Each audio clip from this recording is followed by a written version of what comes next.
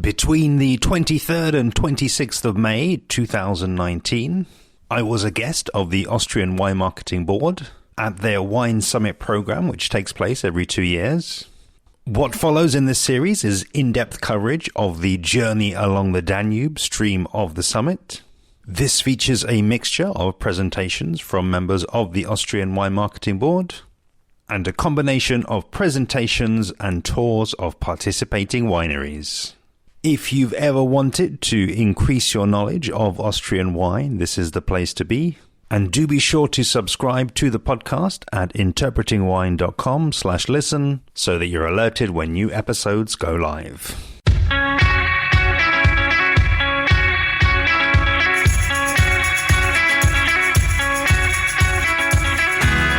Today's episode of the Austrian Wine Summit series features a Traisental Masterclass with Markus Huber and Rudolf Hofmann. Continuing on our journey down the Danube, we arrive in this winemaking region where Markus gives us a regional overview and discusses climate and geology, answering questions from the audience, which again are not always entirely picked up by the microphone. However, paying attention to the answer, you should be able to work out what the question was. This episode also features a 6-flight tasting that ranges from Grüner Veltliner through Riesling and finishes with a tasting of Burgundian varietals from Traisental.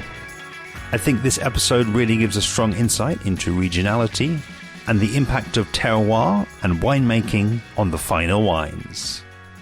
Enjoy! It's a pleasure for us to welcome you here in the Traisental appellation. My name is Markus Huber, and together with my colleague, your name? My name is Rudolf Hofmann. We would like to give you a short introduction about the Traisental appellation, and then we will have a tasting prepared with 5 different flights of wines, all from the Traisental appellation. So since you have come to Austria now, and I think you only have had one visit so far, now you are going to enter into the so-called Danube area. Because from here, we are here in Herzogenburg, and this is about 6-7 kilometers away from the Danube. And around the Danube Valley, there are the side valleys of different small rivers, like the Traisen River. The Traisental is named after the Traisen River. The Kamptal on the other side, as well as the Kremstal. In the middle of the whole area, you have the town of Krems, which is like a hub. And what all these 3 or 4 regions, because including the Wachau, have together is they all have the same grape varieties as the majority. It's both Grüner Veltliner and Riesling, and these 2 grape varieties account for about more than 2/3 in all those regions together. So this is really the heart and the center of the Grüner Veltliner and Riesling cultivation in Austria. We are here in Stift Herzogenburg. As you can see, this is a monastery with a long culture. It has been established about 900 years ago, and ever since then there have been monks living on this property. The Stift itself is one of the biggest and largest landowners in the whole area. They also have a small winery on the side, which they have rented to somebody. But maybe the chief of the monks will come later and give you a short introduction about the whole monastery. Now, about the Traisental itself. The Traisental is one of the smaller growing appellations in Austria. In total, we have a vineyard surface of about 800 hectares.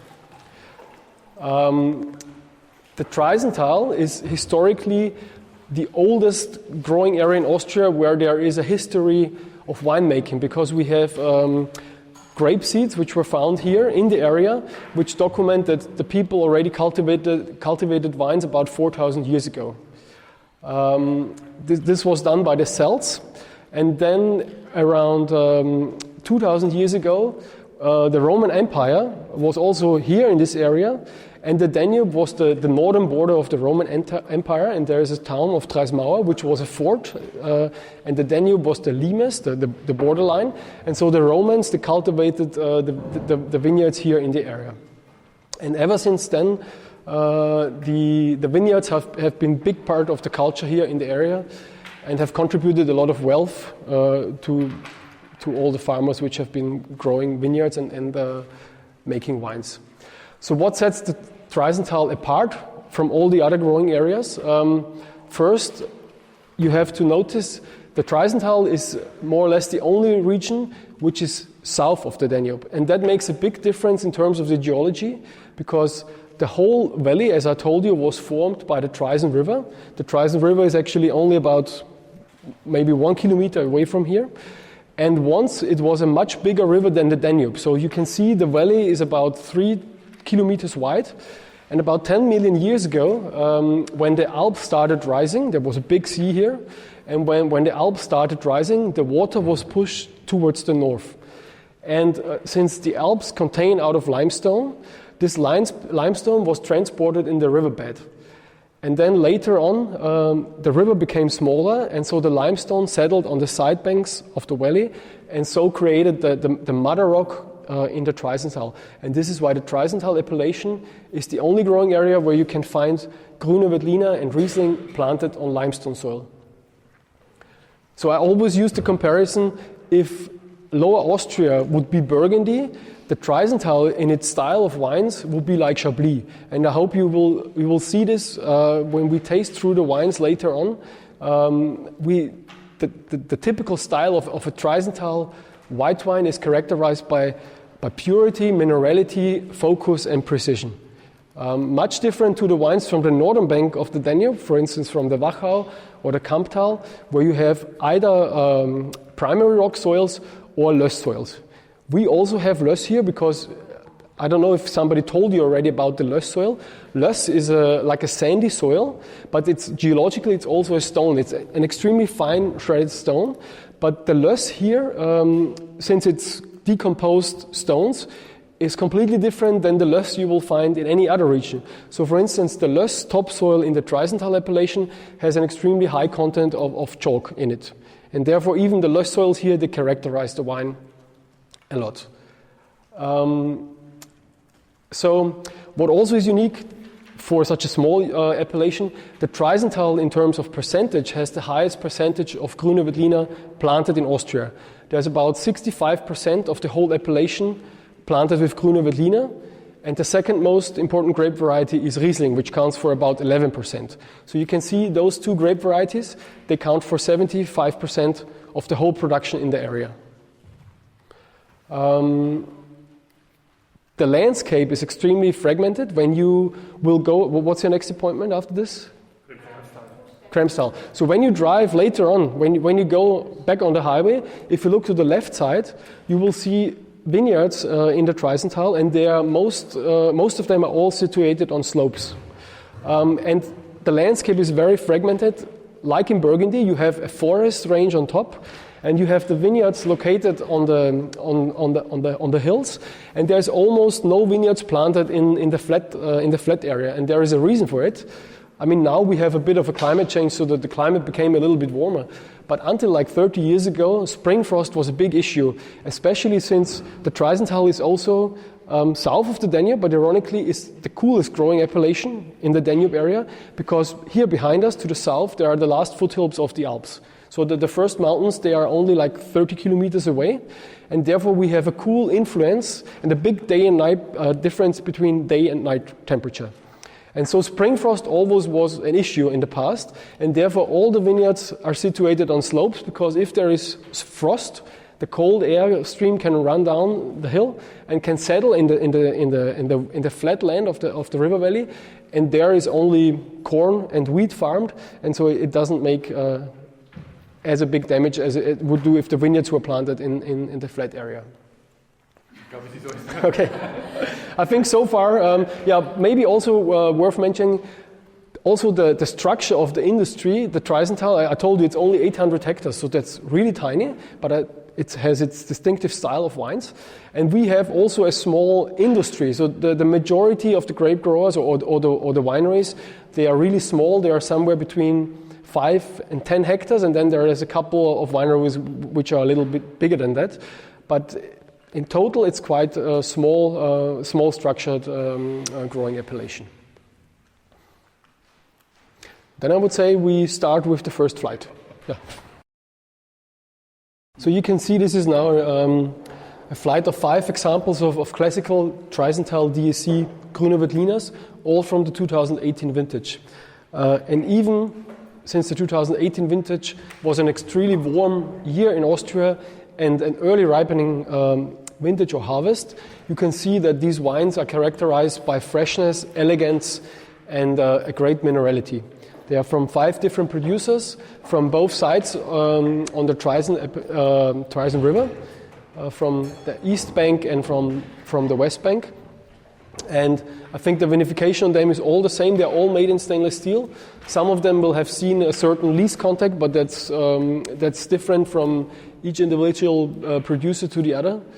But I think you can see like a general theme in the wines, that they are very elegant, focused, and precise. And this is what should actually be the expression of Traisental DAC. Okay, so the question was raised regarding the vintage in general. So 2018 was one of the earliest harvests we have ever experienced in Austria. So the main harvest started at the end of August, and the majority of the harvest was done by end of September. Most vintners were finished. Where normally we would start the harvest only at the end of September, and sometimes it goes as long as till mid-November. Because the later it gets, the slower is the physiological ripeness and the longer you can leave the grapes in the vineyards. But in 2018, the criteria was in order to not have excessive alcohol levels, and also on the other hand to have enough freshness in the wines, not to wait too long with the harvest. And it was a very dry year, so there was only minimum amount of rainfall. And since you can imagine calcareous soils, which we have, they have a very good drainage, so they don't hold water very well. So you could see a big difference, especially last year, between older vineyards and younger planted vineyards. The younger planted vineyards, I would say the quality on these wines, but all over in Austria, was not as great, versus old vineyards, they delivered outstanding quality. The grapes were healthy, there was no botrytis pressure, and when you picked at the right time, the wines have a beautiful balance, and they're really elegant, and also, balance. Balance is actually the correct word. What do you mean about old? So I would consider an old vineyard everything 15 years and older, Until 15 years, it's like with a human being, You have a life cycle, and first you have to gain experience and conditions, and a vineyard, it's the same, The rootstock is very small, and the older it gets, the deeper the roots go down in the earth, and the more robust they are. So with the old wines, or old vineyards, last year was perfect, because they have a deep root system, and they could get the water from underground, and they have had no stress. But with younger vineyards, it was difficult. So, yeah. Is this the last one, the fifth one, has the highest altitude? The fifth one, no, it has not the highest altitude, no? But it is more green, I think. Yeah, but I think this is an expression of the winemaking. To me personally, I think the fifth one has a very bright exotic fruit, and I think this is due to a more reductive style of winemaking. Yeah. Yeah, you're right. I can understand where it's coming from, but it's from the north of the region, which is the earliest ripening part, and where you have the richest soils, so the least chalk in the soil. But I think it's more due to the winemaking in this particular case. Maybe early pickup. Yes, I would say so, because Grüner Veltliner also has a grape variety. If you pick it rather early, and then you vinify it very reductive, it can get an expression like a Sauvignon Blanc, which actually is not a typical expression for Grüner Veltliner, but some winemakers favor that particular style, and it's also appreciated by the consumer, but it's not very typical. So I would say the first 4 are a more classical style, and the fifth one is a more modern example of a Grüner Veltliner.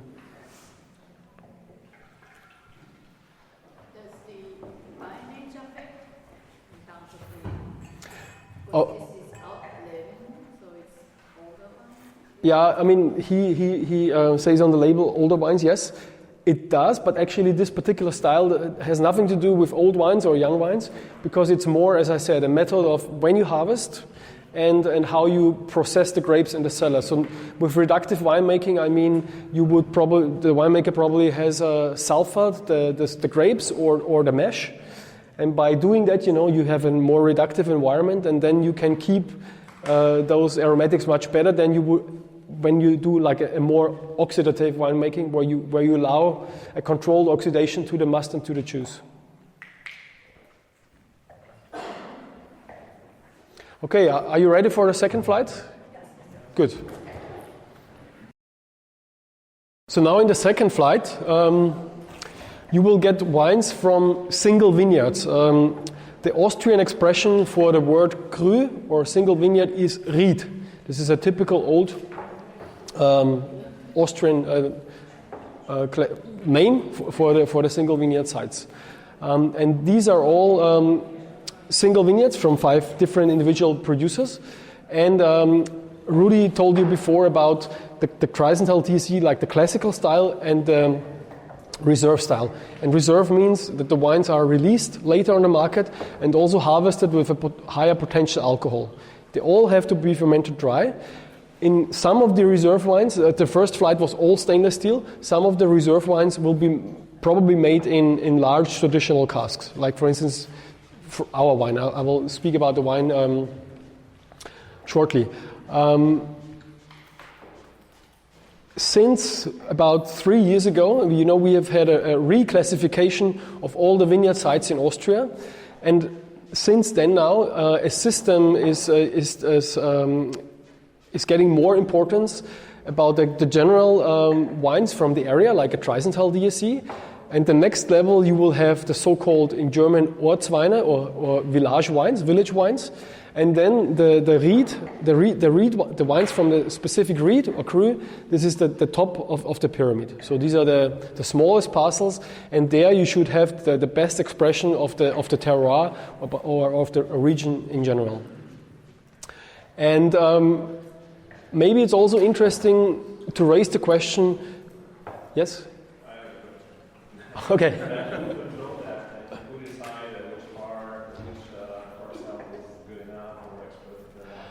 Actually, so there is not a classification. It means just that the borders of each site have been, in the example of the Traisental, we have a committee, like the Traisental committee, where we are both on the board. And then we have made a new geological map, and we have reassorted all the single vineyard sites based on that geological map, so that a specific single vineyard is related to a specific type of soil, so that those borders are really sharp, and we say you have an extremely high limestone content, and this is all within that one cru. Yeah, but the question which I wanted to raise is, why do have Grüner Veltliner and Riesling such a high importance in the whole Danube area? Does anybody have an answer for that? Okay, I will give you the answer. Because we like it. That's true, but until about 50 years ago, so say before the Second World War, most of the plantings in Austria, they were all planted as mixed field plants, or in the German word is gemischter Satz. And there was a very simple reason for that. In those days, the majority of the wineries, they were not single wineries, they were mixed farms. And the climate was much rougher, and by having those mixed field plants planted, it was like an insurance that every year the vintners had a drinkable wine, because there were different types of grape varieties used, and Grüner Veltliner was not the majority in all of them. Well, it was not the majority at all. For instance, the most important grape variety in the gemischter Satz in this area was Grüner Silvaner, which is now very little planted in Austria anymore. But with this mixed field plants, as I said, it was an insurance, because in a very late ripening year, early ripening grape varieties like, for instance, Müller-Thurgau or Muscatella, or also Sauvignon Blanc, they secured that the wine had a softer acidity and had a drinkability.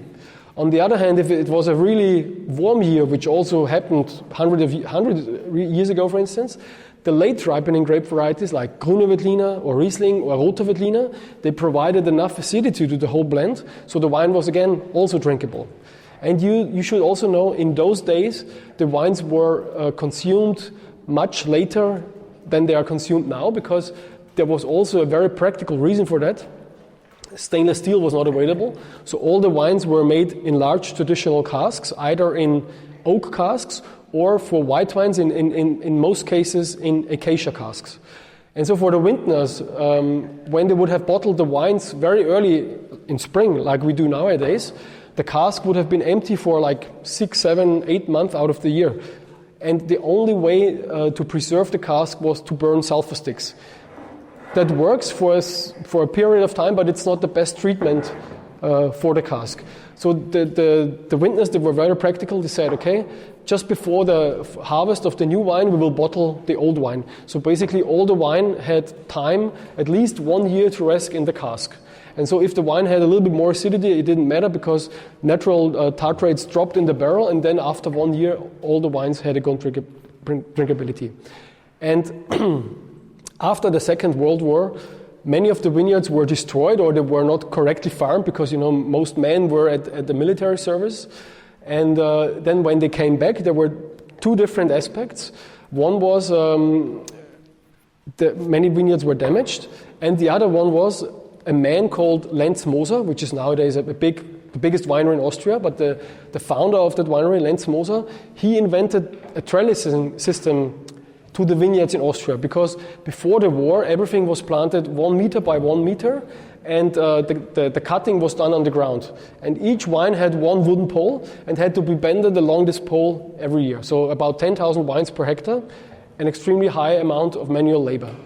And Lenz Moser invented the so-called Lenz Moser Hochkultur, a trellising system where you've had planted the vineyards in rows and with poles in between them and with wires. And the cordon was moved up to about 1 meter in height. So it was easier to mechanize. And in those days, also the tractors were invented, like in the 50s or 60s. And then people started to plant single varietal plantings. And then they realized that the Grüner Veltliner and Riesling for the whole Danube area, they had two different needs in terms of the cultivation. And they actually fitted the landscape the best, because Grüner Veltliner as a grape variety is extremely vigorous and needs good water and nutrients supply. And this is normally found, if you look on a slope, on the lower elevated part, because through natural erosion you have more humus at the bottom, and then the soils are much more fertile, and there is also more water. And this is where they planted the Grüner Veltliner. So Grüner Veltliner starts normally at the bottom of the hill to the medium part of the hill. And Riesling, on the other hand, does not like these conditions at all, because Riesling, as a grape variety, delivers much better results if it's planted on stony soils and soils which drain the water very well. And this is why the Riesling was moved towards the top of the hill. And also in terms of the winemaking, Grüner Veltliner as a grape has a very thick grape skin, so it's much more robust. If there is a lot of water, it doesn't burst as easily. And Riesling, on the other hand, has a very thin grape skin, and if there is too much water, it bursts and it gets affected by botrytis. So and this was actually a natural selection. And so the winemakers found out that these two grape varieties actually they fitted the best in the whole Danube area. And this is why they count for such a high percentage nowadays.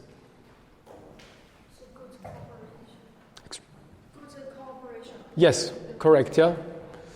Yeah, and now a few words to my wine, because I think and Rudy will say a few words about his wine. So our wine is from a single vineyard called Berg, and the Berg is a steep hillside elevated on terraces between 200 and 380 meters above sea level. The incline is about 40%. And the uniqueness about this site is I told you about the limestone soil. And in the Berg vineyard we have a red limestone, which is geologically a dolomite, because there is a lot of iron and manganese in the soil. And what we try to reflect with the wine, I think it's wine number 3, is to show the purity and the minerality of the single vineyard. So for me as a winemaker, the aim is not to make a single vineyard wine which is the most powerful and the most, full-bodied wine. For me, it's more about the elegance and precision of the white wine. And we make this wine in a very classical way. We ferment it in those large, old, traditional acacia wood casks. They are somewhere around 2,000 liters, and we leave the wine for 9 months on the lees before it gets bottled just in September the next year after the harvest. And also the reason I told you before that there was 2 woods used, acacia and oak. The oak was more used for the red wines, and acacia was used for the white wines. This was all over in Austria. And there's one simple reason. Acacia, after 3 or 4 years of use, gets completely neutral. It only allows micro-oxidation, but these barrels, none of them are toasted, so they become more or less a neutral vessel, and they only allow the wine to mature, but they don't have a real impact on the wine. But through the micro-oxidation, the wine gets a different aroma stability, especially in the long-term aging process. Okay, now? You mentioned about the, Yeah. You mentioned about the reductive Yes. reaction of the wine. So you mentioned people tend to use more sulfur instead of creating the reductive environment by aging on lees? No, but it's a different in terms of, because the sulfur protects you when you give it on the grapes or on the mesh. It keeps you these kind of green aromatics, This is only during the skin contact period. And then when you do that, you can keep those kind of Sauvignon Blanc aromatics, but then you also have to harvest at the earlier ripening level with Grüner Veltliner. And then, nevertheless, you can still do reductive winemaking in terms of lees contact afterwards. But this can be done with, say, you make a wine, like in our case, we don't sulfur the mesh, but then we do a lees contact afterwards and keep the environment reductive in the cask, but not on the skin contact. Yeah. So, your wine. You asked before you find Grüner Veltliner from our winery. We call it Fuchsenrand, which means more or less an epoxy. So there's a epoxy on the label. So we talked about single vineyard wines, and Markus has his winery mostly on the left-hand side of the Traisental, and our vineyards on the right-hand side. And there is a quite big difference between the east and the west bank in the valley. Concerning our special case, where we have the most vineyards from our winery, it's on the pathway to the River Danube from here. Is that our vineyards mostly on sea soil. So we have sea sediments in our vineyards.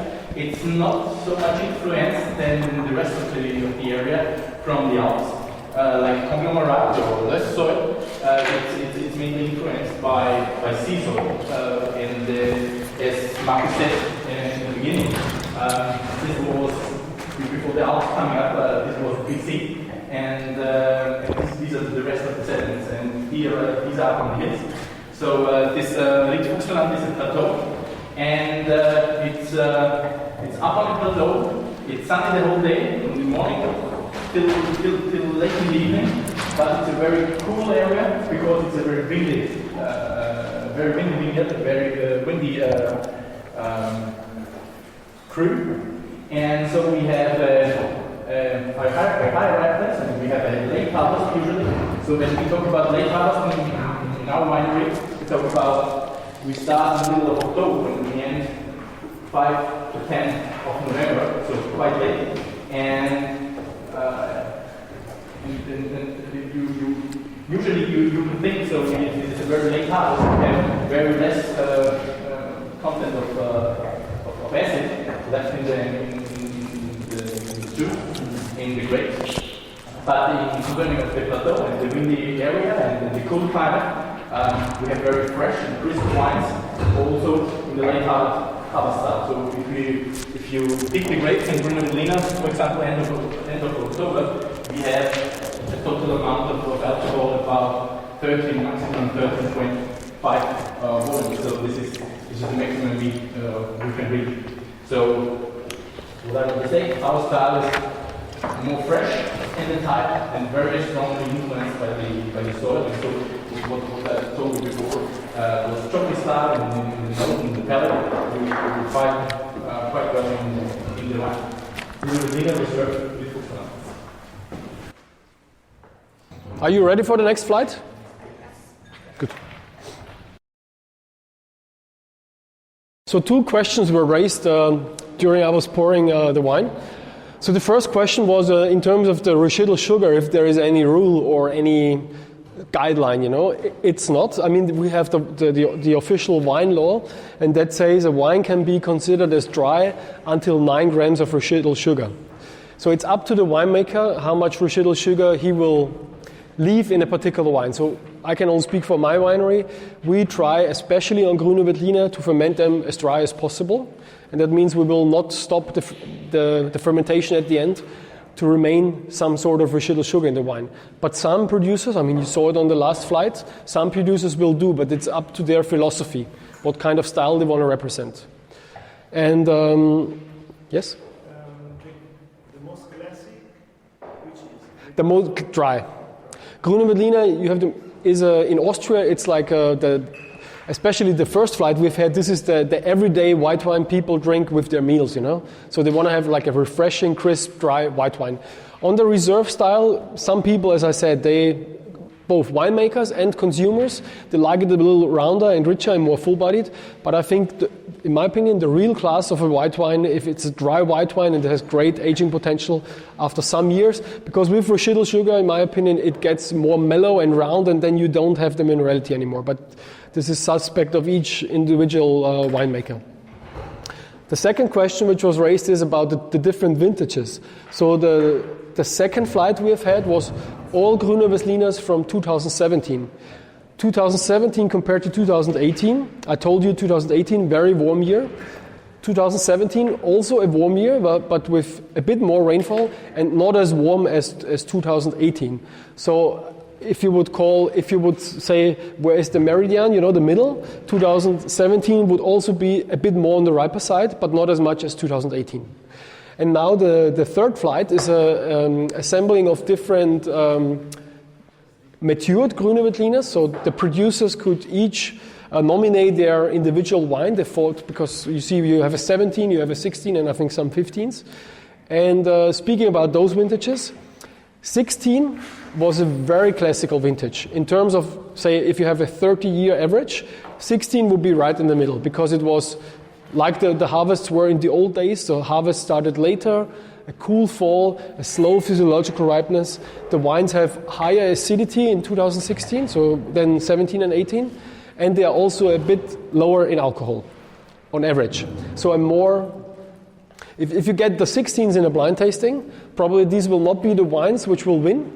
But if you get the 16s, I think, especially in the long-term aging, this could be the wines which will shine in 10 or 15 years. We have seen that in many cases that the so-called cooler vintages, then they sometimes actually over-deliver in terms of the maturation. And 2015 was pretty similar like 2017, so also a slightly more than average warmer vintage. Actually, same conditions, also a dry year in general, but with the right amount of rainfall just at each growing period. So perfectly ripe grapes, no botrytis pressure, so easy vintage for the winemaker. Any more questions? How often you are doing malolactic fermenting? Us as a winery, never. And I think I think the style for the white wines is, I mean, all the producers I know, none of them would do malolactic fermentation on purpose. It can happen in some years, but then when it happens, I mean, you have to let it happen, you know, and then the wine will be, of course, different, but it's not the aim of the Traisental to make malolactic fermentation, because it would take away the focus from what the appellation stands for the precision and the minerality. You know, you would soften the wine and make them rounder. Concerning your question of malolactic fermentation, for me, for example, I'm a vintner since 2000. I did other things before, and since I did my first first vintage, we had one cask with a malolactic fermentation that happened, and this was in 2016 a Riesling, which was skin fermented. So it's more depends on the style of production than of the type of wine we usually produce. But what I can say for me, for example, it's quite unimportant for us to have wines with doing the malolactic fermentation when we would need it. So this is concerning the pH. That's quite low because of the cool climate, because of the soil, because of the more fresh and crispy style of wines we produce. So it's in other climate regions, malolactic fermentation would be going much more easy and than in our region. For me, yeah, for us as well. Yeah, it's the public price of your wines. Public price. So the one we tasted before, that was 30 euros. That's our top Grüner Veltliner. I don't know which one yours, the price. A little bit below 50. So it's good. Yeah, 10 euro 50 is the Fuchsenrand. And the second one? It's the same single vineyard wine, and it's the same price. And yours? 30. The one we had. And the second? Sorry? The second one. The second also 30, because it's also our top Riesling. People like us, I think, if they mature wine in the cask or in tank, they will do it for up to 1 year, not longer than that normally. Yeah, but the question was if it's regulated or. Yeah, because the law says you have to call it reserve, you have to mature it at least till May the following year. But that's not very long, I mean, it's only a couple of months. So more wineries, they decide to only release their single vineyard wines only in September, because then they have almost had 8, 9, 10 months in the cask or on the lease, and then they are a bit more settled. One more interesting aspect about Grüner Veltliner, maybe if you read in a book, in the literature, you will find the typical expression of Grüner Veltliner is always described as pepperiness. And you may ask yourself, I think none of the wines here had a pepperiness, but this is what actually is the distinctiveness of the Traisental, that because of the limestone terroir the paradox zone is also limestone, chalk, the pH is high, all the soils have above 7 pH, but then you have a very tight minerality on the wine. So it's the same phenomenon as in Burgundy. And therefore the Grüner Veltliner expression of the Traisental never has this pepperiness. It's always more on the herbaceous side or citrus elements, or white blossom or white flower aromatic, So more fine-tuned and not peppery.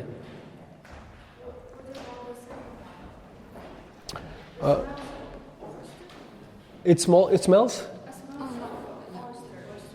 Oysters.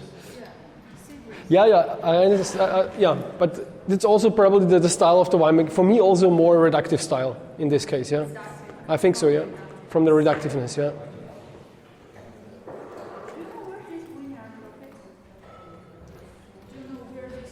Yeah, this is also in the north where it's warmer and the richer soils towards the Danube.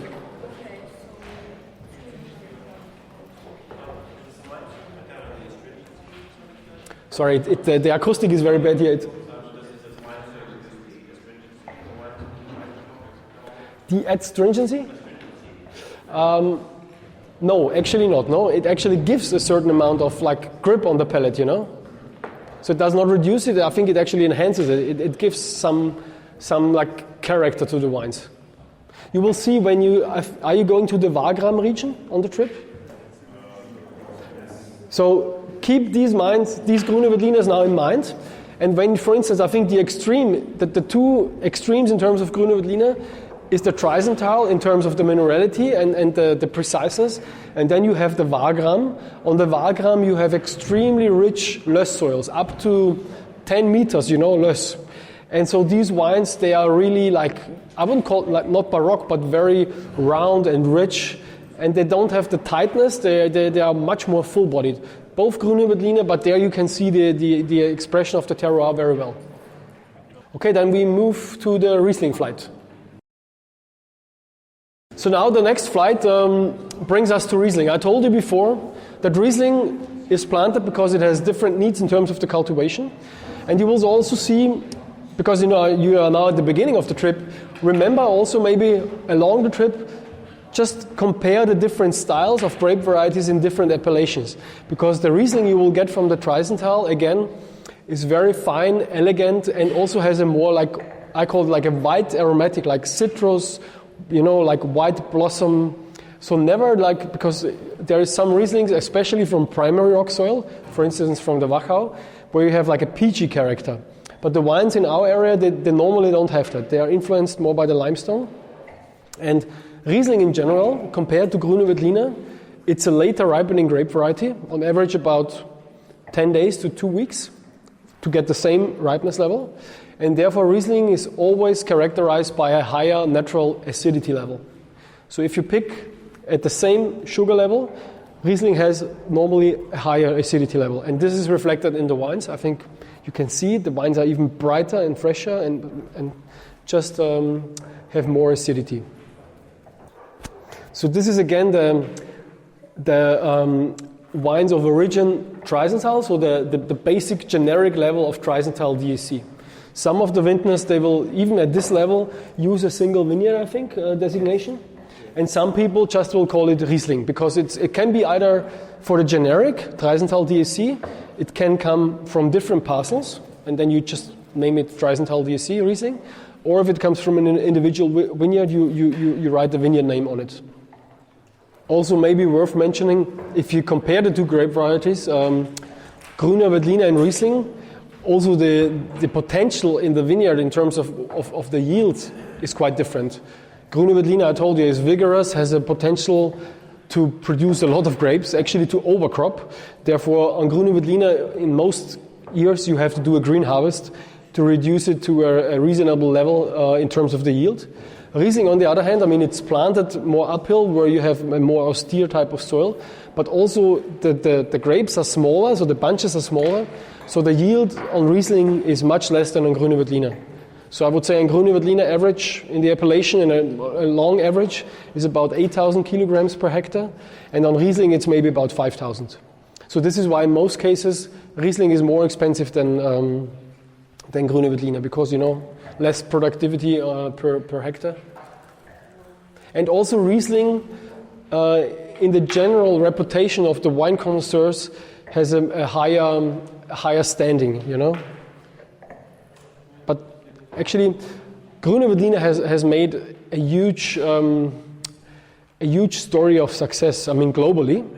Because, it's the Austria's national grape, it's widely available, and you will find very good Grüner Veltliners in each category, from entry-level wines to high-end single vineyard wines. And the beauty about Grüner Veltliner is, on all those different levels in terms of ripeness or quality, you will always have the distinctive Grüner Veltliner character.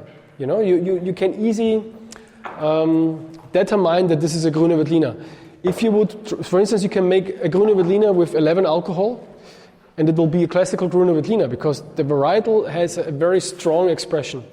If you try to make a Riesling with 11 alcohol in Austria, it's a green Riesling. It does not taste like Riesling. It could be any wine but not Riesling. So Riesling has a better expression when it gets a little riper. And therefore, Grüner Veltliner has made its way.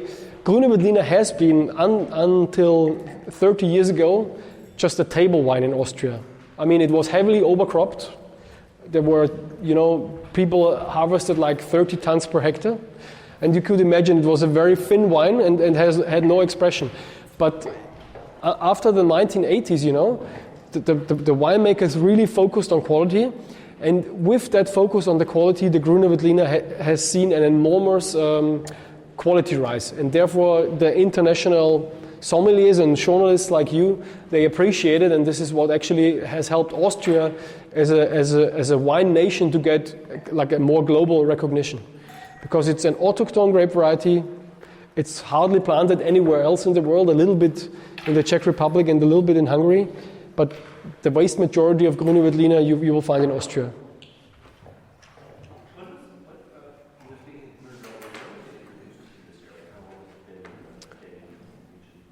in the area. I would say about 200 years, because as I told you, everything was mixed field blends, and Grüner Veltliner played a minor role in those blends. So nobody had a real single vineyard Grüner Veltliner planted. And in those days, there were, like 250 years ago, there were other grape varieties which suited better to the climate. One of them is called, for instance, Heunisch. It doesn't exist at all anymore today, but it had a huge benefit. It was a grape variety which had a very late bud break, and with the late bud break, it was the security to not being affected by frost. So since the climate became more moderate and mild, other grape varieties have made their way to the top. And I mean, I think I can predict for the future. I would say maybe in 200 years that Grüner Veltliner is not, if the climate continues to change like this, Grüner Veltliner and Riesling probably will not be the best suitable grape varieties for the whole area. Other grape varieties which are later ripening and have higher acidity levels might get the lead again, or get in the lead.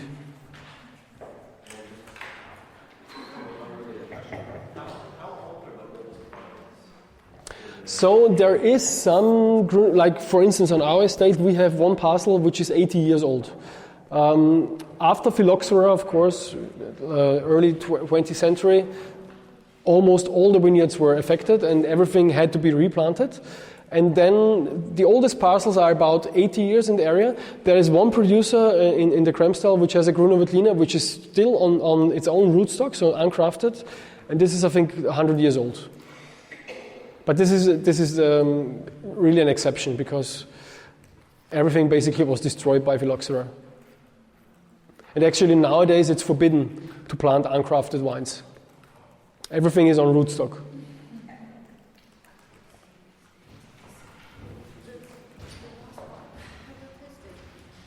The last one, yes, I've tasted, yeah.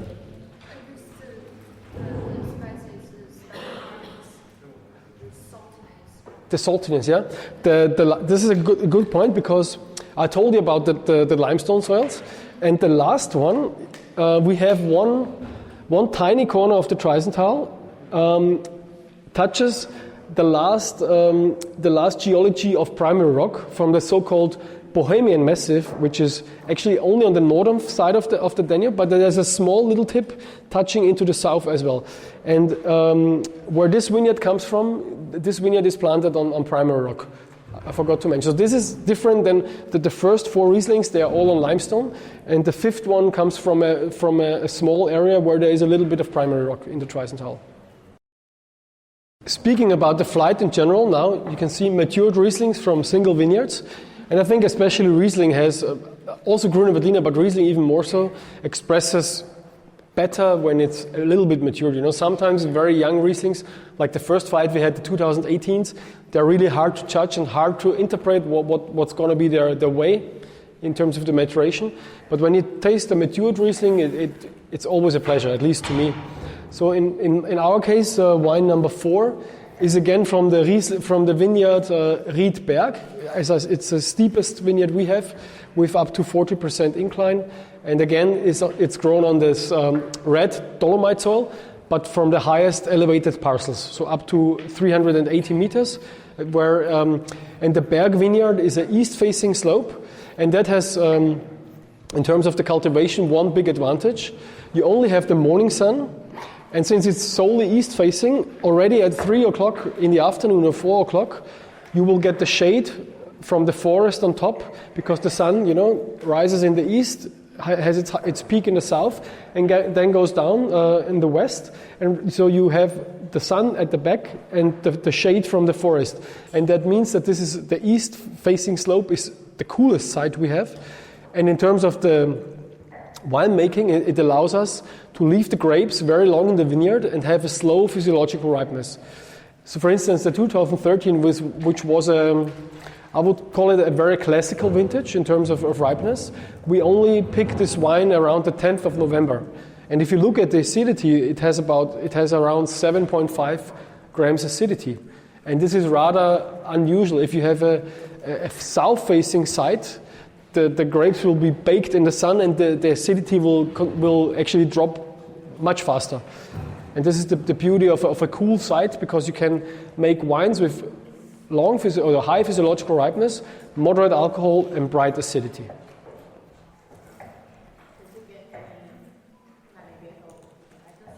No botrytis.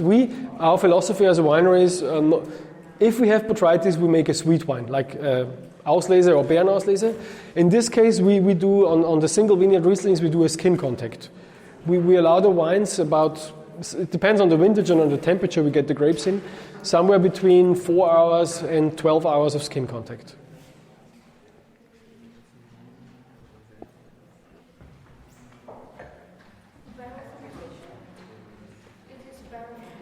No, the Riesling is our Rieslings. We make all the Rieslings in stainless steel. Only the single vineyard Grüner Veltliners we make in the large acacia.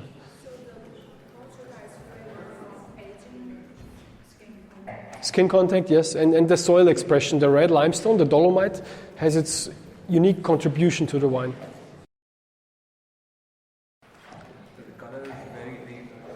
This comes from the skin contact. The longer you leave a wine on the skin, the more kind of impact from the grape skin you will have. So even in white wine, you have phenols, and they will be dissolved, by the acidity, and then the wine gets a little bit of a richer color.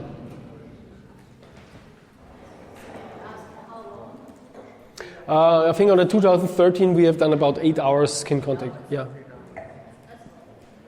What is a challenge for us now going forward, is with the climate change, we as winemakers, we have to readjust our thinking in terms of the vineyard management, because until maybe 20 years ago, the biggest issue or the main focus was to get high ripeness.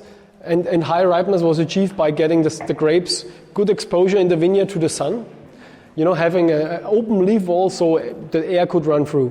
So now we're seeing an earlier ripening, which means the ripening phase starts already in July sometimes, when the grapes get soft and ripe. And this is the most sensitive time in terms of sunburn. We have never had the problem, but now all of a sudden it occurs. So now, instead of opening the leaf wall on both sides, as winemakers we have to readjust and say only open maybe on the north side and on the east side, the leaf wall a little bit with the canopy management, and have the south and the west completely closed to have a good shade protection. So this has been, and also I remember when I studied, the goal was to get earlier ripeness, and all the vineyard management methods, they were focused on that, meaning reducing the yield to a very low level to push the ripening forward. And now actually there is a rethinking to have a moderate yield, which doesn't stress the vine itself, but with a moderate yield you can push the ripening back for 1 week or 10 days. And that can be a huge difference in terms of the style of the wines, because if the ripening period doesn't fall into the very hot period, during the hot period the acidity drops very fast. And if you don't have such ripe grapes at this point of time, and the grapes get ripe 10 days later, it makes a big difference in terms of the whole analytic structure of the wine. So you see, wine is a very lively subject, and as a winemaker, you always have to readjust and actually to also be critical to yourself if the things you have done 5 years ago, if they still may be appropriate for the future, and this is why it's a constant thinking process in order to achieve a certain style. Okay, last flight, are you ready?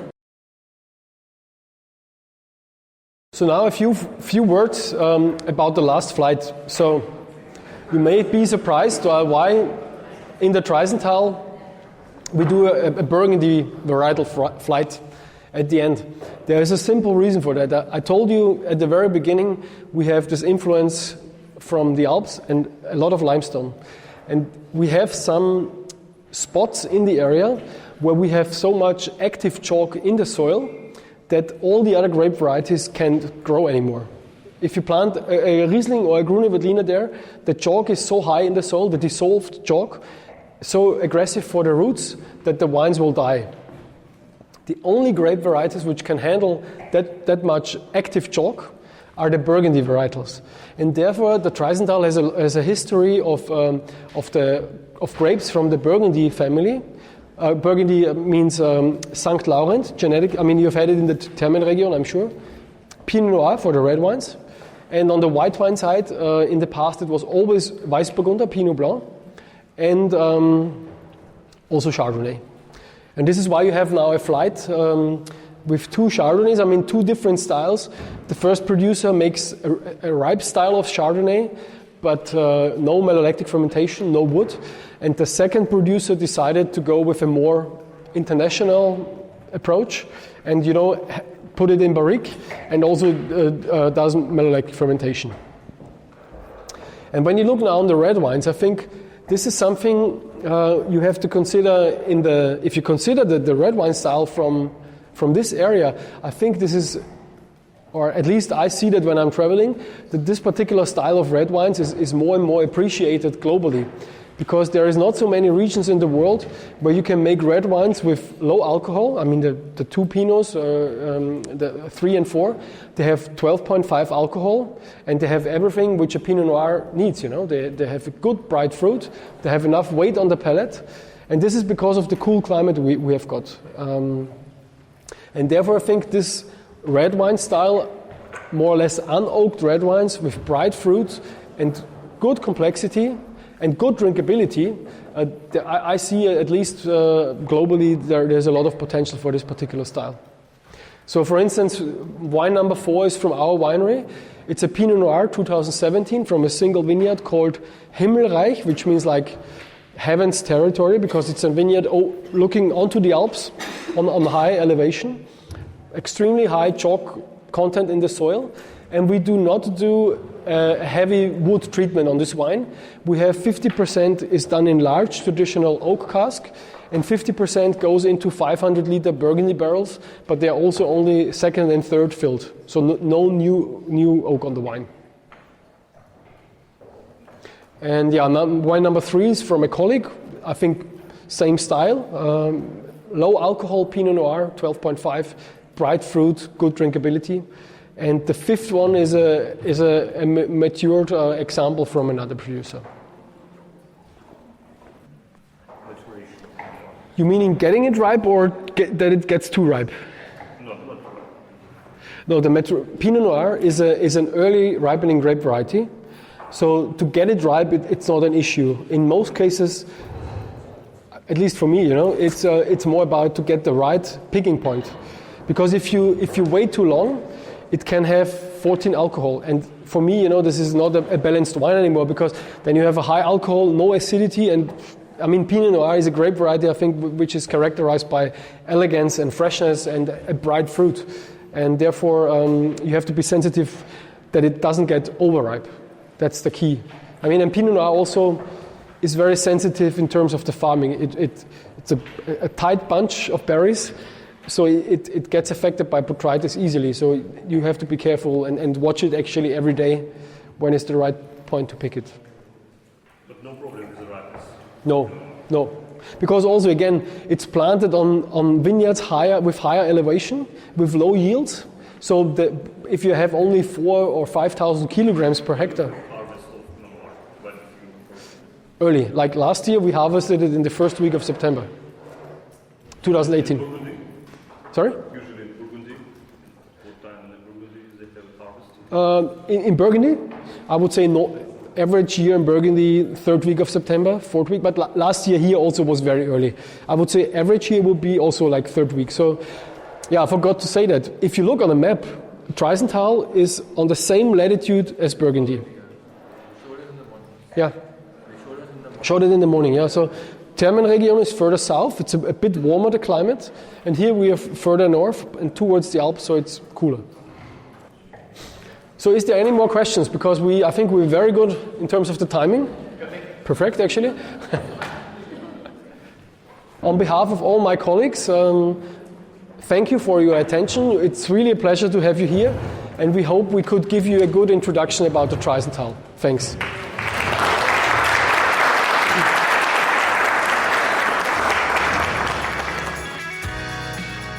Thank you so much to Markus and Rudolf. And to everybody at Stift Herzigenberg, an incredible location which marked the end of our first day in the region. Do be sure to check below for details of all of the wines that we try during the session. As well, if you can think of anybody who would benefit from this Austrian series, do be sure to send them to interpretingwine.com/listen, where they can subscribe. And of course, I would love to have you following along with me on social media, where I'm at Interpreting Wine on Instagram and Facebook, at Wine Podcast on Twitter, and email hello@interpretingwine.com. Next time in the Austrian Wine Summit series, we enjoy our first visit to a working winery as we visit Winery Lenzmoser. See you then.